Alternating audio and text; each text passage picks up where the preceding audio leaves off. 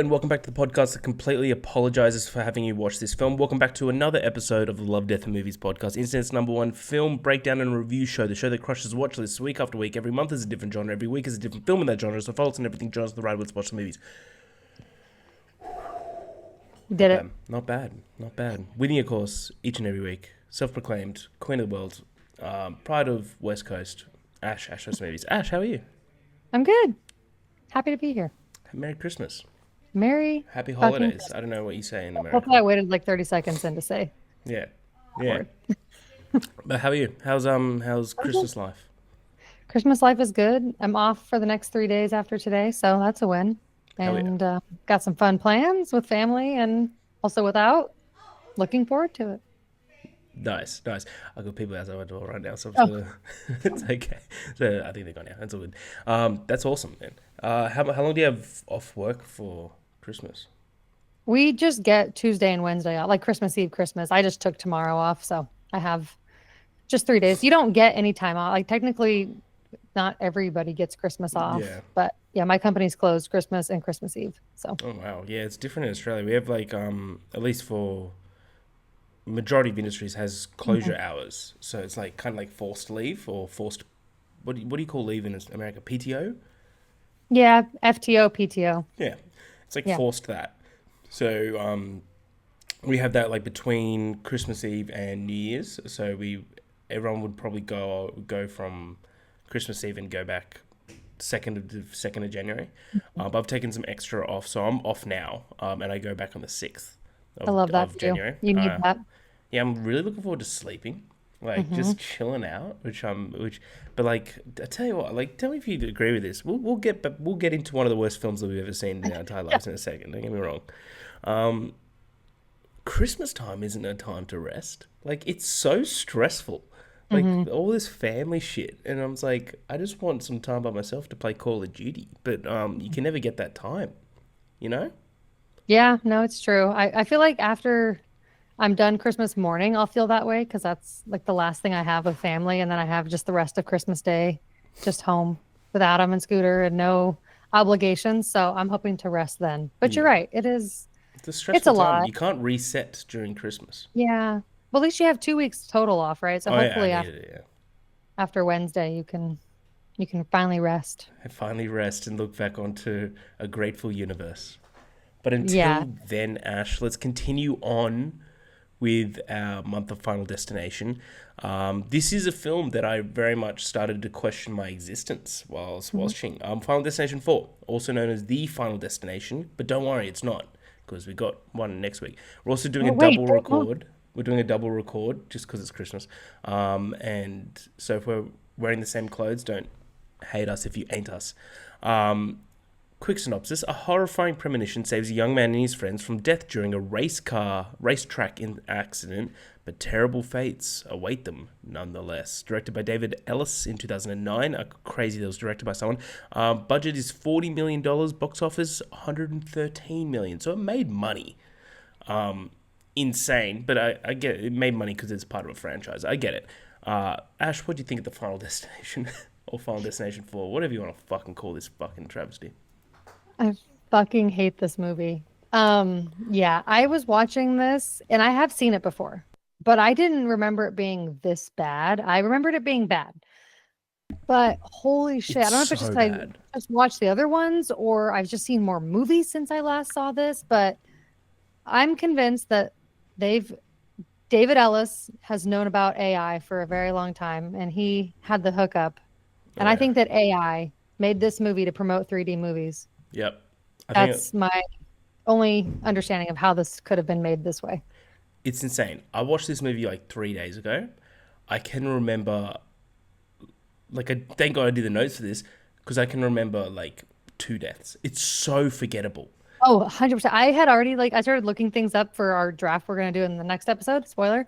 And I couldn't remember anything that happened in this movie. I watched it Yeah. like a week ago. It's so. I remember the pool, and Yeah. that's kind of it. Yeah, I agree. I think this movie is terrible. It's so poorly written. It's a blatant cash grab for the Yeah. 3D era of cinema. Which is a horrible era of cinema. It's awful. Everything you look at, you're just trying to throw this 3D shit in our face, which sucks. Did you see my Letterbox review, by the way? I feel like I did, but now I'm blanking on what it Wait, said. fuck, now I need to bring it up. One sec. Shit. I just know that AI was involved somehow in this movie. There's no other Oh yeah, way. definitely. I said I'm going to reserve a whole chapter for the Final Destination in my manifesto. Um, yeah, like this movie sucks. It's just so bad. It's crazy how a movie that 82 minutes takes so long as Yeah. well. Like the opening, I can't really. I don't even know how to describe this. It looks so much worse than any other film Oh, in the yeah, franchise. 100%. You Like mean even the credit opening, or do you mean the yes, actual, yeah, the the credits? Yes. everything about this film is terrible. But even just like the Yes. opening racetrack accident, Yep. it's god awful. And wouldn't you think that the race car, or wouldn't you agree that the race car death sequence is the most unrealistic of any of the movies? Like absolutely those accidents happen. I don't even think that not to the way that it degree. happened doesn't seem Surely, realistic. surely not to that degree, because then there'd be bigger fences. Yeah, the whole thing just felt so fake and so ridiculous, and the acting is horrible. Yeah, we'll get into it more, I'm sure, but I don't have really much nice to say about this movie whatsoever. I'm gonna be honest. This might be a short episode because my notes are like a page. Well, that's So why I suggested that we do what we are doing for our game yeah, later. yeah, good. All right, thank God. Yeah, Dara, we'll end off with something a bit positive, but Yes, let's just get into this fucking thing because this thing sucks. By the it way, does. we will touch on the next episode. The accent in the beginning of Final Destination 5, great, just really fucking cool. Love that shit. This one, good lord.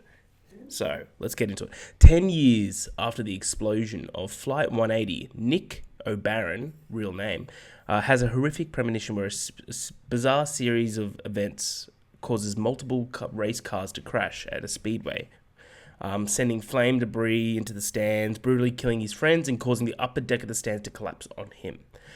When he comes out of the grisly nightmare, Nick panics and persuades his girlfriend Laurie, who's just insanely good looking, and their friends Jeanette and Hunt. His name's Hunt, by the way. Did you Yeah, know I, that? I saw that in the credit. Well, not in the credit. I saw it when I was looking up the movie in the cast list. I did not know that was his name. Yeah, being Australian, I heard something different. Persuaded them to leave, escaping seconds before Nick's frightening vision becomes a terrible reality. Thinking that they've cheated death, the group have a new lease on life. But unfortunately for Nick and Laurie, it's only just the beginning. As these premonitions continue and the crash survivors begin to die one by one, increasingly gruesome ways, Nick must figure out a way to cheat death once and for all before he too reaches his final destination. How good is that? That's better written than this That is entire better. film. Thank Yes, you. 1000%. Nadia scolds the group for their actions just when a tire flings out of the stadium and violently rips her head her head and left arm off, whilst the others are looking at her in horror. Best death in the entire film, in my Yeah. opinion. It's fucking cool. Anything to add with this opening scene? Anything really to like touch on or to brutalize? The opening credits are atrocious, Yeah. and the premonition sequences throughout the film are some of the worst in the entire I mean, they are the worst in the entire franchise. Where he just sees a water. He's like, just stay away from water. Even just the way that it's filmed, this movie does not even stand a chance to hold up for even a second outside of a 3D movie experience. Like Yeah. even then, I'm sure it was bad, but it doesn't like there's no rewatchability of this at home because it's all meant to be in your face 3D. So when you're watching it just on a regular like flat screen, it looks so much worse than I'm sure it even was back then. So it almost just makes it takes me completely out of it. And then the acting is atrocious in this opening. Lori might be on the smoke show list, but she can't She's not on act. any At other least in this list. movie. Yeah. She ain't on any other list. That's for damn sure. And this lead is he's probably my least favorite. Yeah, he sucks. I don't think he's See, a very good actor. I have to look him up again because this movie is insanely forgettable. Oh yeah, him. I don't know who the actor is, but not Generic good. white guy number 6. Yeah. Yeah. Yeah. This movie sucks. What do you think about the tampons in the ears for the kids? I think that's kind of funny. Yeah, that's the I funniest do. bit of the opening. Yeah. The mom with her two sons is definitely like a little entertaining dynamic. But yeah, that's pretty entertaining. I think Hunt is gross. I think all kind of the guys in this movie are gross. They all give me the ick. Yeah, yeah, true. Anyway, It's just not good. not long after a memorial for those who were lost, because that it's kind of weird that they hold a memorial for that, but is what it is. Carter attempts to burn a cross on George's lawn. So Carter is the racist dude that his wife Yes. died, and George is the black security guard. Hmm. You know he's racist because he has a swastika tattoo on his neck. Just And he it's a also says a very particular word to yeah, George. yeah, which Yeah. which we can't say. Yeah, no. Could you imagine? Instantly doxxed. Yeah, attempts to burn a cross on George's front lawn because he blames George for stopping him from going back into the burning stadium to save Cynthia. His plan backfires and he's set on fire and violently dragged down the street by his tow truck. He's then blown up by the gas tanks in the car, and his head blows and his head's blown off and lands next to George, who came out to see what was happening. Yada yada yada. The next day, Samantha is killed by a lawnmower who rides over a rock and throws, and it's a rock thrown in its path by its son. Sorry, I wrote this a couple of days ago. Like I completely forgot this film, so it's as if I'm reading this film for the first time. Hmm. Sending it flying through her eye. That's pretty cool. I thought that whole That sequence was was okay. cool. Yeah. Hmm. When Nick and Laurie hear of the deaths, they learn about the three previous disasters and realize that death is back once again. Now, that hairdresser scene is hilarious Hmm. because she's like, it looks at every little thing that's in the hairdresser's like, oh, this could kill her. Oh, the fan's fucking up. This could kill her. So, The, do you know that David Ellis is the one who did the second movie? So it that kind of makes sense if you think about it. makes sense. He really likes to drag out the deaths. Like I thought about the dentist office scene with the kid, Yeah, how you don't know if it's like the gas or the oxygen mask that or makes what's so much falling in his. sense. Yeah, But I feel yeah, like he really likes to tease the death part of it, like drag it out. he fucking loves it. But while Jeanette and Hunt, we'll call him Hunt from now on, I guess. Unless we can call him Hunt. While Jeanette and Hunt refuse to believe so, Nick convinces George and Laurie to help him conquer Death's plan. Like, why do you refuse? There's people dying all around you. Andy is next, who is diced with the carbon dioxide tank that's thrown at him and throws him into a chain link fence. Whatever. Hunt and Jeanette are next as they die in the same way in the premonition. Nick rushes to save Hunt at a pool, while Laurie and George rush to save Jeanette. They succeed in saving Jeanette, but Nick fails to save Hunt as his intestines are violently sucked into a pool drain. Guy deserves it. I'm sorry. Guy deserves it. This was a cool kill. Don't get me wrong. This is probably, I don't know, it doesn't even touch the top tiers of this series, but it's pretty fucked up. Like this probably Hmm. be a one that you wouldn't want to go away with, you know? And it is to do with the coin, kind of like you said. The coin falls into the water and he goes after it. Yeah, so he had this fucking lucky coin. Oh, And so irritating to watch him flip it. and at the start of the film, he like really made it off. He's like, got this lucky coin. That's why we're at this raceway. We're gonna win some money. Mhm. And I immediately texted Ash, be like, he's gonna die from this coin. Like he's definitely dying from this coin. And yeah, he died from the coin. I'm It's so gross. Yeah, he does. He sucks. I literally have two paragraphs left. This is how bare bones this movie is. Hmm. There's nothing in this movie. Nothing to chew on. I don't give a shit though. This is gonna be a shorter episode. People can fucking use it as a bite size. I don't care. It's good fun. Um, George considers unaliving himself due to causing the death of his wife and child, but is unable to do it. Um, this leads the survivors to believe that saving Jeanette has defeated death. Lol. I do love this scene. I found just like weirdly hilarious. How they walk into George's house and he's like trying to unalive himself, and he's like nothing's working. He's like, I've tried everything, man. And like had some pills, threw them up, put the hose into my car won't start. And it's like that's like this is supposed to be comical. Like this man is trying Well, to. yeah, I have a point about that. Actually, first of all, it's not because of Jeanette. That happens after this. It's because they realized that there was that cowboy that was at the raceway that they thought was that he was also part of it and Yeah. he wasn't dead yet. So that's why he couldn't unalive himself, is because it wasn't his time yet. So once that cowboy died in the hospital, then George was able to, Yeah, that's right. yeah. Yep, that makes I happened to just remember that because that was like a weird little like storyline that popped up and towards the end of the movie, yeah, which kind of felt like strange, but also kind of made sense why he couldn't obviously do that. But exactly. yes, the way he delivers his like lines that should be kind of like brutal is very like unemotional. Like when he's talking about his wife and daughter, even too, they're like standing at the fence. He's like, I was drunk and I killed my wife and daughter. And then the guy's like, man, we really got to get going. Some people Yeah, are like next. And exactly. he just like brush over it.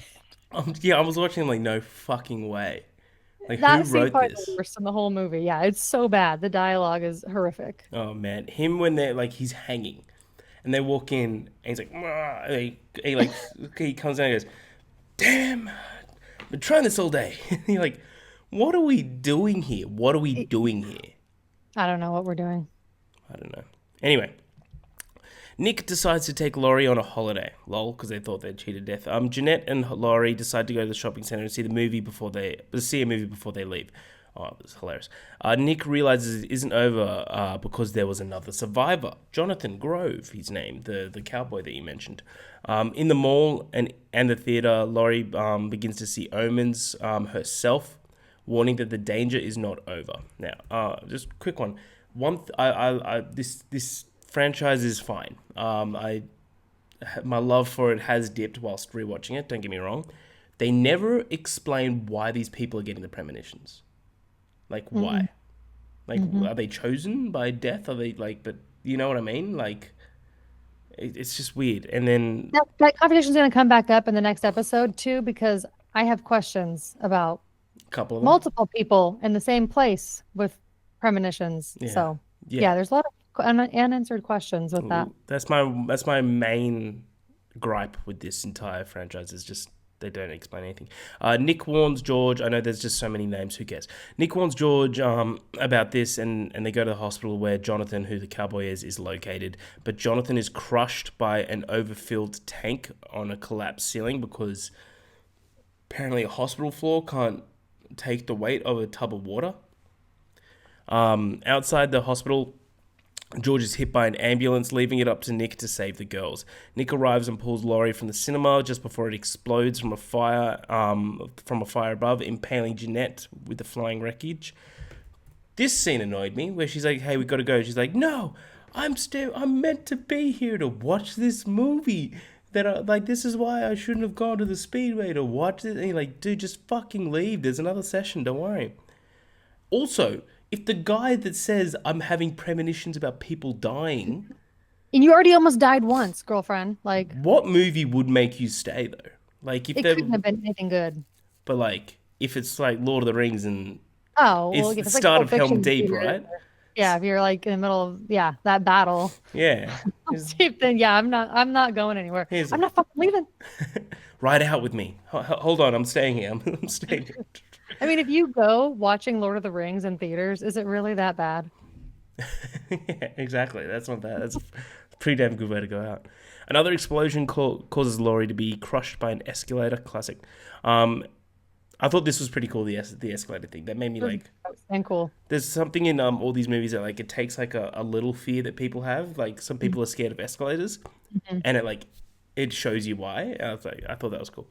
It's then revealed that this whole thing has been another premonition. Nick again fails to save George. Sorry, George, but does save Laurie and Jeanette by extinguishing the fire that would have caused the initial explosion. That was fucked up because he got the nails through the hand. He was like pinned up against the wall. That was kind of fucked up.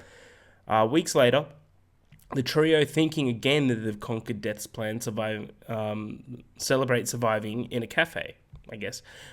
Nick notices a loose leg on a scaffold outside the cafe, and he tells the construction worker to fix it up.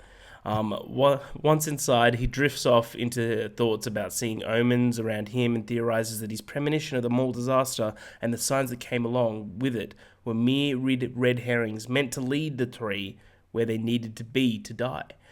Just as Nick realizes this, the scaffold falls, and in order to avoid it, a truck swerves and crashes into the cafe, and the film changes to X-ray version, which I think is the best part of the film. It changes to X-ray vision, where you see how everyone dies, like crushing Jeanette's skull, decapitating Laurie, and causing Nick to fly against the wall, breaking his jaw, leaving no survivors of the speedway.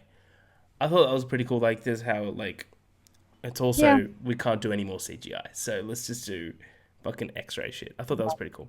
But that is the Final Destination. Yeah, what'd you think, Ash?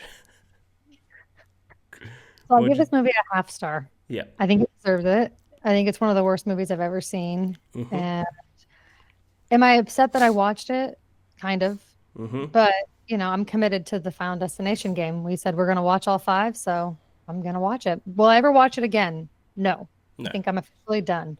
But I'm also impressed with how badly they could make it. That's why I think it has to be AI, because I just refuse to believe that a bunch of humans got together and made this movie and actually were like, that's good, let's put it out, you know? Yeah. It just doesn't make sense. Absolutely. I Yeah. echo everything you say. I think this movie is just. It seems like one of those movies, like those superhero movies, those really bad ones, that they're making something just to keep the IP.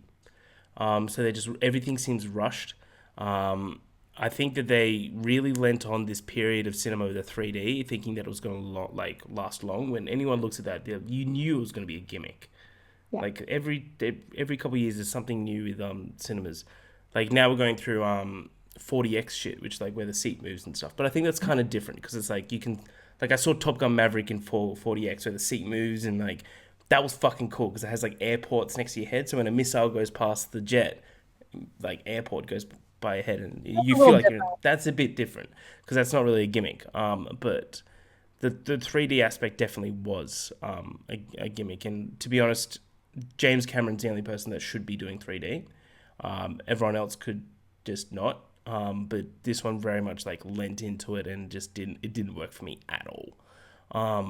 Yeah, I think this movie's terrible. I think this movie's Yeah, fucking no, I terrible. agree. It's hard to talk about a movie you hate so much because I'm like trying to find something positive to say, and there's just not much there. I think that there was way too many premonitions in this one, and that was my same complaint with the second one, which it kind of makes sense that it's the same director. Like I feel like his vision is still kind of present here, even though it's really bad CGI and obviously 3D. But yeah, I just think they go way too hard with it. I think they kind of don't hang on to the things that worked with like the first and third one, and you add like 2009 being just like a really interesting era for just movies in general, like these kind of movies. And it just, with 3D, it just makes such a horrible combination and it's forgettable. And it's just disappointing that it's not really rewatchable because I feel like the rest of the franchise is still rewatchable. Yeah, 2009 didn't have wasn't a great year for movies, was it? Looking at different ones that like Too Blind. many. I liked Blindside. A lot of people hate Blindside, but it had like The Road's good. Yeah, X-Men Origins Wolverine, Where the Wild Things Are. It's a bit of a wild year, but that is the Final Destination. Next week, please. I know we just said the Final Destination, but next week, please watch Final Destination 5. We promise you it's better. We promise Mhm. you it's much better. Like it's Yes. way, way better than this shit. But until next time, we're gonna go into. It's not really a game of the show, is it? It's we're coming up to the end of the year, so we kind of wanted to, and we knew that this movie is going to be terrible, so we kind of wanted to end off positively and give you guys our top tens of the year of 2024 releases. So we'll just go like one by one, like 10, 10, 9, 9. Let's do that. Ash, ladies first. Oh, Give me your number 10 of the year. okay. And I will, I feel like our lists are gonna be wildly different as well. yes. And I was going to preface this with you went to a film festival this year, which I technically went to Sundance. So I have a couple of those here, but I have also not had the opportunity to go to the theater a lot. So I've missed some big ones like Furiosa. That's I haven't, wild. Yeah, you're gonna love Furiosa. yeah, I haven't seen Sing Sing. I haven't Oh, seen you're gonna more love Sing recent Sing. ones. So I feel like this list is going to change. I haven't even seen Wicked Part One, so who knows? Oh, But you're this gonna is love Wicked. I'm gonna love everything, Harry. But this is my top 10 as it stands right now, having seen 48 new releases. So Nice. don't come for me. Just keep that in mind. So my number 10 I have is actually Saturday Night. I watched this not that long ago. I really liked it. I thought from like the minute it started with like the music and the way they did the sound editing mixed with the performances. I'm somebody who's watched a lot of these SNL people go on to do other movies. Like I feel like I have a connection enough to where I was interested in the premise. Have you seen it? No, I want Okay. to though. I want to. Yeah, I think the performances were really good. I think Gabriel LaBelle killed it. I think that the guy who played Chevy Chase did a really great job, and I thought that Dylan O'Brien was honestly hilarious as Dan Aykroyd. He really surprised me with how good he did. He's a good actor. I like Dylan O'Brien. Yeah, I think so. I just think it's really cool. It's got that anxiety kind of fast-paced nature, but still has moments where it takes you out of the chaos. But it's just interesting to watch such a monumental part of history, and I think the way that they did it was really well done. It's by Jason Reitman, who I tend to like, Yeah, so do I. so I think it worked for me. Yeah, I do like Jason Reitman. He did Juno, didn't he? Yeah. There you go. Nice. It's a good number 10. Number 10, I'm going to guarantee you haven't seen. A movie called Hundreds of Beavers. It's a black and white slapstick comedy, silent film. And it's like, I'm going to explain this film and it's not going to do it any justice. Let me see if I can get the letterbox like synopsis of it. Hundreds. If it helps, I did end up watching the trailer for it, so I kind of have a vision of You what it can looks. see, you can see it, right? But it's super silly, but it's literally almost 2 hours long, and it's in the 19th century, a drunken Applejack salesman must go from zero to hero and become North America's greatest fur trapper by defeating hundreds of beavers. It's a silent film, black and white. It's very silly, but it's so fucking well done, and it's honestly one of the funniest films of the year. It's top 2 funniest films of the year. For me, it probably is the funniest film of the year. To be honest, it's so fun. It's goofy, but it's insane how a movie like that is made recently. I know it, on Letterboxd it says 2022, but I believe that was like with film festivals. It came out 2024 for me, so I'm calling it a 2024 film. Couldn't give a shit. Yeah, this film's amazing. Highly recommend putting it on a watch list. Maybe do it enhanced, if you know what I mean. Very much well worth it. I'm going to guarantee Adam loves it as well. It's just silly, fun, great, and it just is just so fun. Yeah, that's all I can say about it. It's fun. I can't wait. I definitely saw it the other day, and I thought about renting it, so it's definitely been on my radar. Yeah, watch it. I want to hear what you think about it, but Okay. definitely do it enhanced. Okay. We love being enhanced. Okay, for number 9 for me, I'm going with Dee Dee, which Nice. I love DD. is I feel like your review honestly resonates the best with me. Like it's what I wanted mid 90s to be, but it just didn't quite do it for me. This story feels much more um connected for me as far as a coming of age story. But I love all the callbacks to like the MySpace and just like the time in 2008. I was a little bit older. I was in high school, but I still feel like it was prevalent. But yeah, it was just a great story about him growing up and also his relationship with his mom. I thought was really special. I just love this movie, and it was really funny too. It had a lot of like comedic moments, and it is in Northern California, which is close to my heart. So it was nice to see places I'm familiar with. But yeah, I love this movie. I love DD. That fell at 14 for me. So that's very high. I've watched almost 100, so Yeah. I love DD. I echo everything you say. Number 9 for me is a movie I saw at Sydney Film Festival. I don't think it's out yet. But it says 2023. Who cares? It's a movie called Cottontail. And this, so for reference, during Sydney Film Festival, you can buy day of tickets for like $10. And there's a cinema right up my road that does do Sydney Film Festival movies. So during the film festival, I always make sure I've got all my nights booked, but then I leave my days open. Unless there's like a big movie on, then I book it in.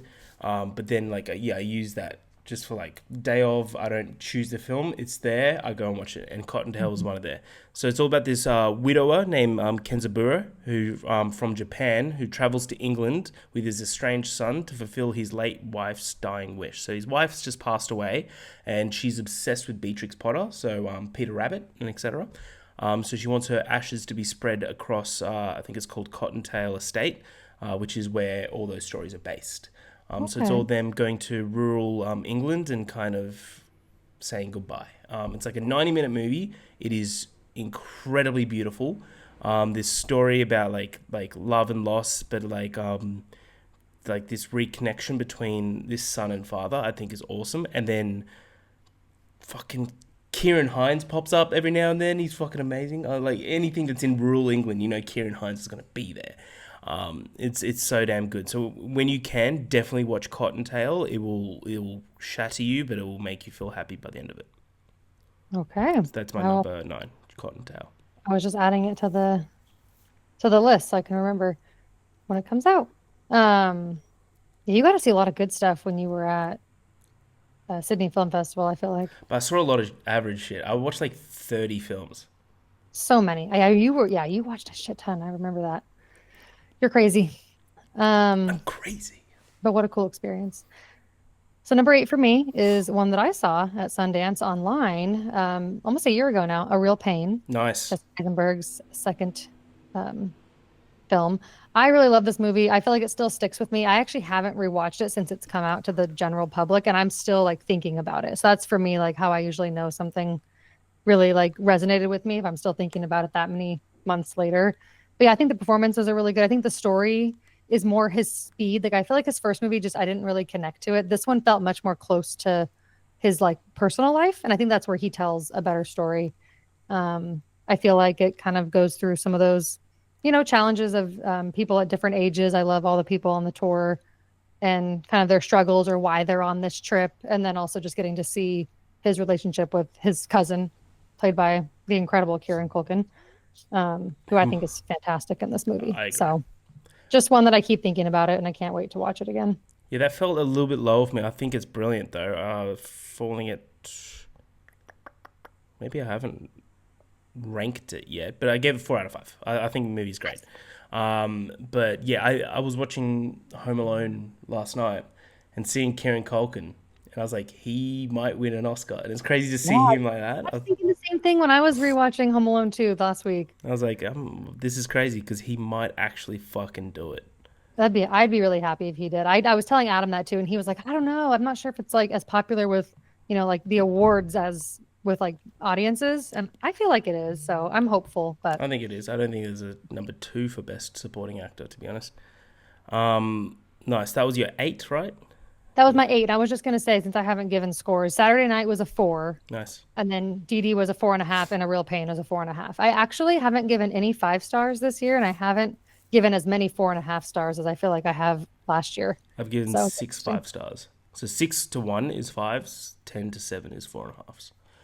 But number Nice. 8 for me is Conclave. Have you seen Conclave yet? No, it's on the list. Yeah. Conclave is awesome. So, for people that don't know, conclave is the electoral process for when a pope dies to select the new pope. And so this was based off a book by I can't even remember, but it's directed by Edward Berger, who did All Quiet on the Western Front. And you Okay. just listen to the score of this film, and it's All Quiet on the Western Front. Like not like exactly, but you've seen All Quiet on the Western Front, I assume. Mm-mm. So throughout the film of All Quiet on the Western Front, there's like a techno score that's super off-putting, and it just comes in every now and then, and it makes you feel like uneasy and like disconnected a little bit. And it's what you're supposed to do.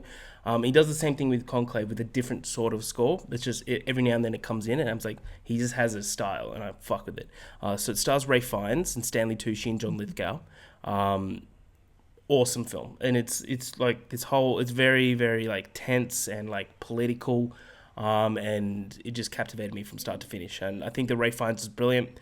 I walked out of this film being like, holy shit, Ray Fiennes is about to win an Oscar. And then I saw another film which is higher on my list, and I was like, oh, sorry, Rafe, not this year. So definitely go watch Conclave. Nice. I've seen the other movie where they pick a new pope, but it's called Euro Trip. Yeah, yes, this is the sequel. The sequel. Okay, Yeah, great. Perfect. Can't wait to see it. Nice. Well, my number 7 is Thelma, a movie I've been talking about, I know to you guys for the entire year pretty much. But it's my favorite of Sundance. I really love this movie. I thought June Squibb was just outstanding for being 95 and just really making the movie what it is. The supporting cast is also great, and it's just such a heartwarming story, but also really funny. Has like this like elderly person like comedic action going on. It's just unlike anything I've seen before. I love my grandma. 4.5 stars. it's adorable. Hell yeah, yeah, I loved Thelma. Thelma was great. Number 7 for me is Challenges. Nice. Is that higher? Actually, fell lower for me. I think I have it at 16.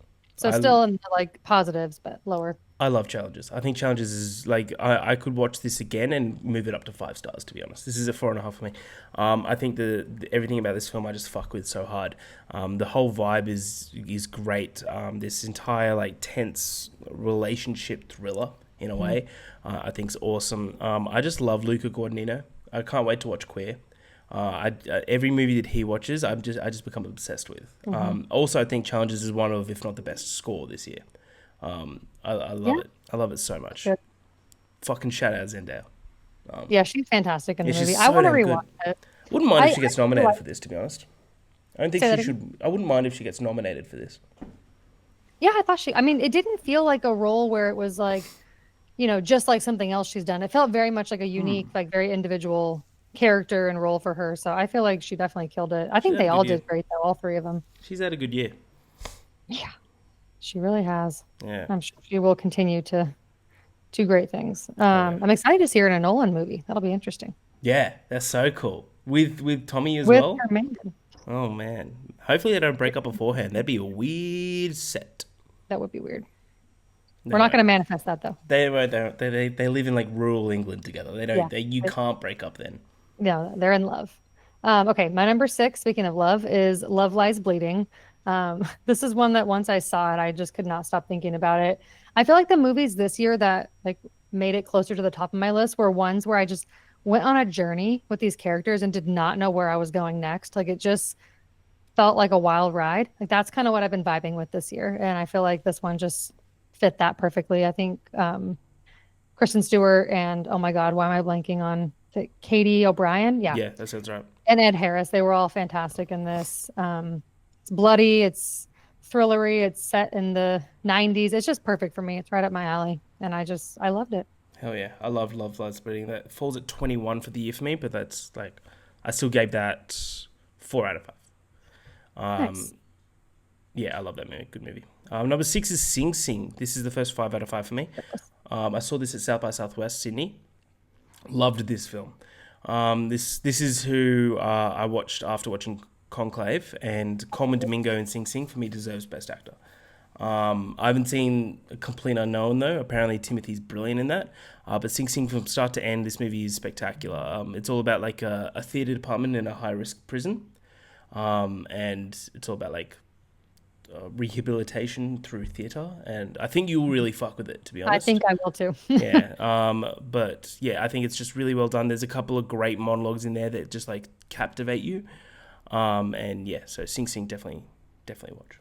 Yeah, this is the one that I think I posted on my Instagram story. I don't know if you saw it. Like I was asking people if they know how you can see it because I've been trying to watch it for months and it's not available anywhere digitally. But it sounds like I heard that it's getting re-released in January as like a more wide release. So I think that's why they're not They're doing probably it on pushing it digital for the yet. So Oscars.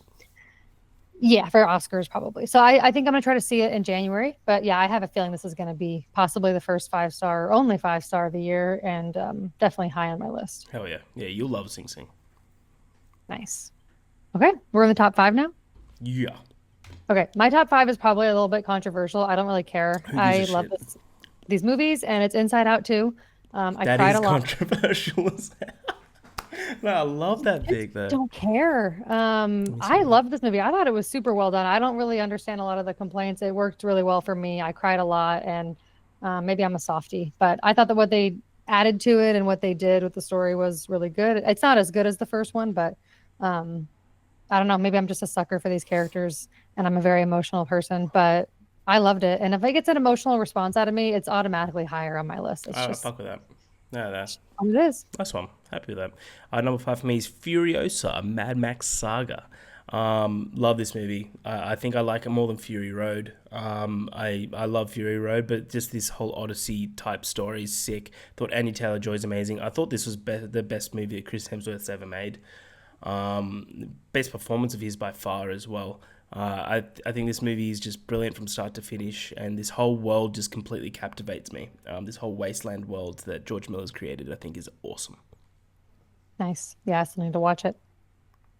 Yeah, you love it. Okay. Well, I feel like my number four is also going to be controversial to a lot of people that it's this low, but it's Dune Part 2. I thought about this a lot because I originally gave this It's movie five fourth of stars. the year. Like people can't be unhappy I about that. know, but it's like everybody's number one. I did lower it to a 4.5 because as the year went on, I thought, I'm not really thinking about this movie as much as I was when I first walked out of the theater. And I really loved it. I thought it was a really like big spectacle, really cool in IMAX. Like I'm super happy I saw it. But I feel like for me, the first Dune Part One is a bit more interesting to me. It's more like political and there's all these like good dialogue conversations happening. This one was like definitely the better one to see in theaters and definitely felt bigger in scale. And I really loved the story. It was very interesting. But yeah, it just didn't sit with me as much as the year went on and as I saw other stuff. So I did bump it down a little bit. But I still think it's obviously a fantastic film. Um, Great cinematography, great effects, but yeah, just I don't know, just not quite as into it as I was originally. Number four for me is Dune Part Two. Yeah, There you go. so wholeheartedly agree. Not alone. I think the movie's fantastic. I think it's spectacular. Like yeah, it's still with me a little bit, but I like it's fourth of the fucking year for me. Like you can't be unhappy about that. I gave it 5 stars. I think it's brilliant. There's just three movies above it that have just like are still in my mind. That I'm still obsessed about. But I think Doom Part Two for a sequel that like if the third lands as hard as the first two, then it's one of the greatest trilogies of all time. I thought Timmy's just so damn good. I love He Timmy. is. I'm a big Timmy fan. Same. He seems like such a nice kid as well. You notice it, like he just seems like such a good dude. Seems like just a cool person that I would have hung out with in drama class when I was in high Yeah. school. Have you seen his? He's obsessed with milk duds. No. There's like these compilation of like in interviews where he always mentions milk duds, and then he's like walking into a cinema.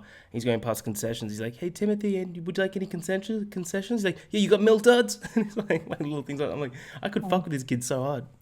Yeah, he does seem like a very real person, which is cool. Yeah, he seems very very cool. But yeah, Doom Part Two, number four. I think it's Nice. brilliant. Yeah, Yeah, probably best 100%. best blockbuster of the year for me. Yeah, I agree with that. Okay, number three for me is actually all three of these next ones are more recent, but you talked about how like other movies stuck with you. These three stuck with me. Nice, We Live in Time at number three. nice. Andrew Still haven't Garfield, seen it. Florence Pugh. I know. I'm sad you didn't end up seeing it, but I understand. Lord of the Rings Yeah. definitely priority. Um, but yeah, I love this movie. I feel like some people kind of complained that it wasn't as like emotional or they couldn't connect to it as much as like they were expecting to. But for me, I did not have that problem. I love the like nonlinear storytelling. I think their performances were amazing. Their chemistry was ridiculous. This is what I look for in chemistry, not Hitman. Just FYI. And I feel like this to me was one of the better portrayal of a relationship on screen that I've seen in a long time. So yeah, definitely stuck with me. I feel like I have a personal reason as to why, maybe more so, but yeah, amazing film. And Adam got me the little kitchen timer that has Andrew Garfield's face on it. So He's a hot dude. he is a hot dude. So is Andrew Garfield. Yeah, I agree both. That's good. Yeah, I'm keen to watch it. I know nothing about this fucking movie other than the leads. Good. But yeah, I'm going into it that way. I think I can actually tell you pretty quickly when I will be seeing it. Would be on the 9th of January at 7:15 p.m. with a glass of sparkling wine on arrival. That's what it says. Love it. In my email. So I'll be seeing it then, which would be cool. All right, number three, The Substance. Best horror of the year. Oh, no, not best horror of the year. One of the best horrors of the year. You'll find out what the best horror of the year is. This movie's fucking sick. The vibe of the entire film is amazing. I thought Demi Moore is incredible. Thought Margaret Qualley was damn good.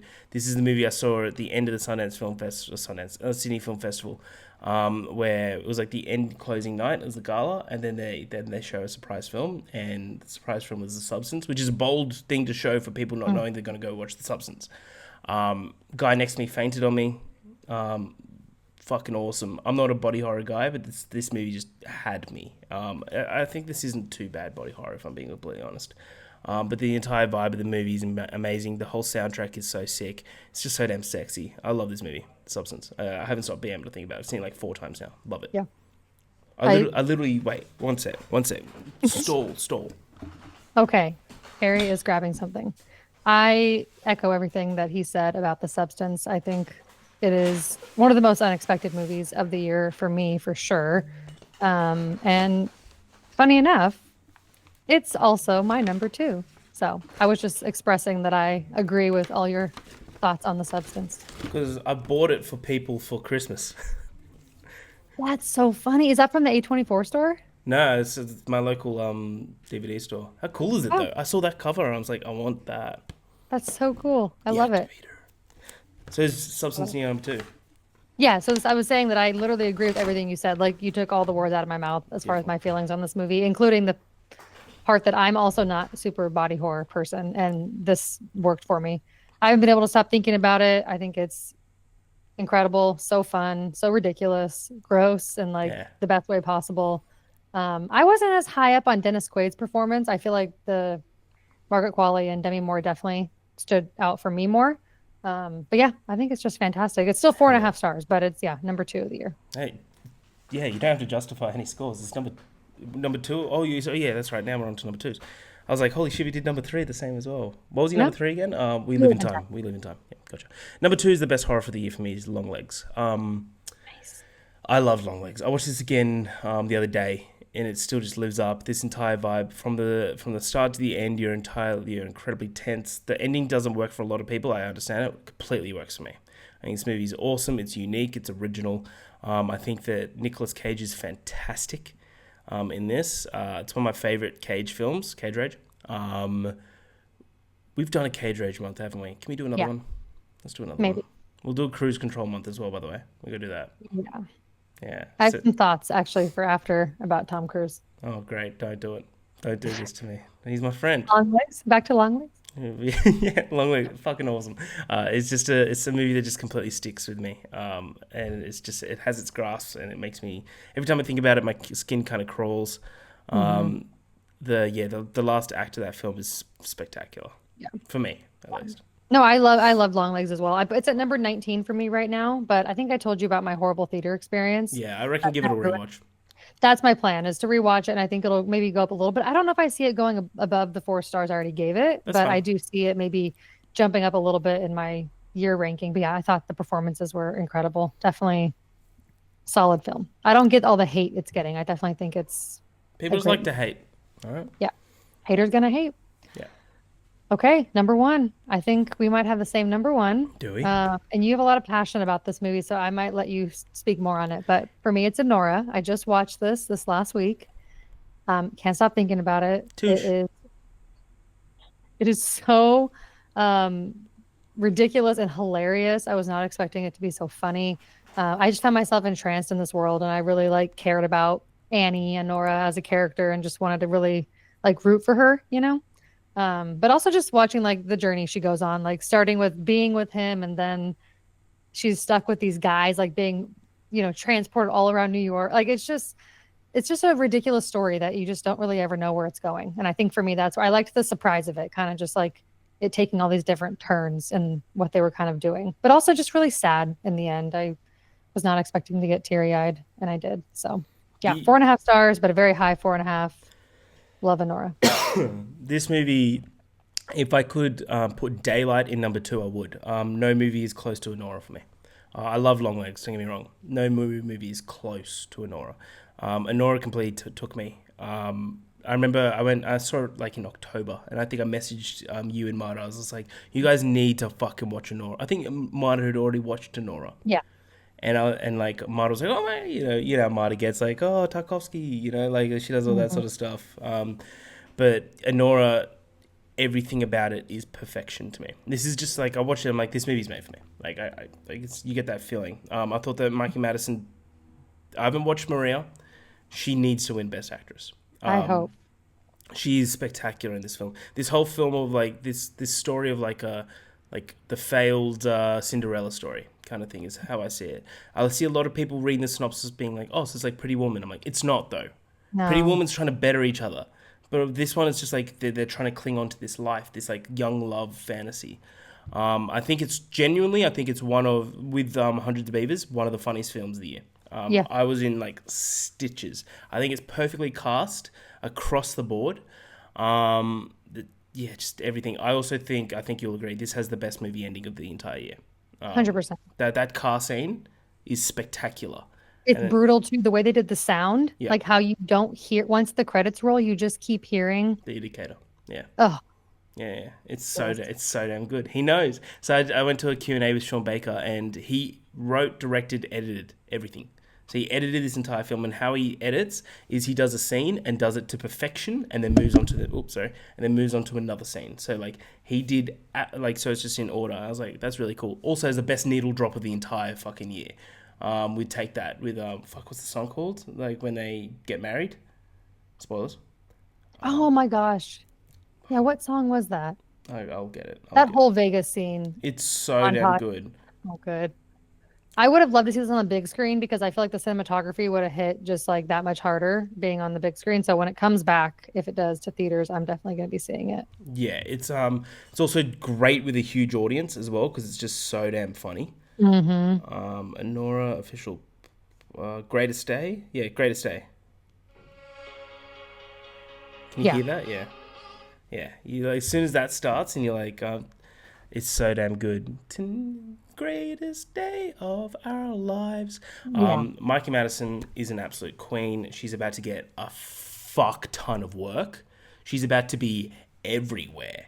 And Mm-hmm. she absolutely deserves it. I think she was spectacular in this film. Shout out to, I'll get his name, but the guy that plays Igor.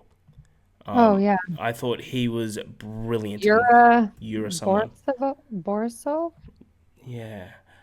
He kept reminding me a little bit of a James McAvoy-esque face. Yeah, I could see that. I could see that for sure. So I think that Sean Baker did like almost all of the exotic dancers are real exotic dancers. So he just like hired from that industry because he does a lot of work with sex workers as well. Like Hmm. that sounds weird. Like a lot of his movies are about Yeah, and that he perspective. represents a certain like kind of person and tries to like really tell like their story or Yeah, like their what their life looks like. exactly. So Honora's got, man, I could do an entire fucking 3 episodes on Honora if I'm being honest. This movie's spectacular. I love it. Honora. Can't see it. I can't wait to see it again. I'm seeing it in like 3 days. Can't wait. Can't wait. Great Christmas present. But that is our top 10. Unreal. So let us know what your top 10 is in the comments. Of course, next week, please go watch Final Destination 5. And then we'll be on with Final Destinations. Can't wait. Can't wait. But until next time, I'm Harry. That's Ash. The Love, Death, Movies. We'll see you at the movies.